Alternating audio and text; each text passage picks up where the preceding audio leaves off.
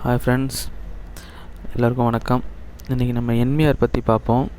NVR அப்படின்னா network video recorder. இது ஒரு IP கேமராவில் இயங்கக்கூடிய ஒரு NVR. இப்போ நம்ம பார்த்துருக்கிறது 16 போர்ட் NVRனு சொல்லுவாங்க. 8 POEயோட இன்பில்ட் POEயோட வந்துடும். அதாவது நீங்கள் நெட்வொர்க் சுவிட்ச் செப்பரேட் வைக்க வேண்டாம், இந்த POEயில் நீங்கள் இன்ஸ்டால் பண்ணிக்கலாம்.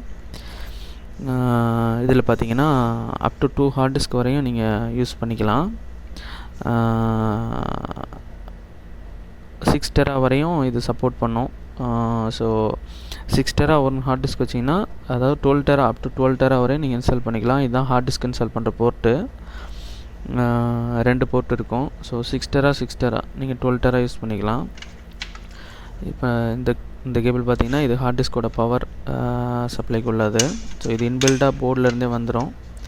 இது வந்து ஹார்ட் டிஸ்கோட டேட்டாவுக்கு சப்போர்ட் பண்ணுற டேட்டா கேபிள். இது வந்து செப்பரேட்டாக நமக்கு வரும், நம்ம எடுத்து இன்ஸ்டால் பண்ணிக்கணும். ஸோ இதுதான் அந்த இதுக்கான போர்ட்டு. ஆமாம், செப்பரேட்டாக வந்துடும். 2 இது வந்துடும், 2 ஹார்ட் டிஸ்க்கு, 2 டேட்டா கேபிள். அந்த மாதிரி நம்ம யூஸ் பண்ணிக்கலாம். கழட்டி காட்டுறேன் பாருங்கள். இப்போ பார்த்தீங்கன்னா இது வந்து 2 இதுக்கும் 2 டேட்டா கேபிள்ஸ்.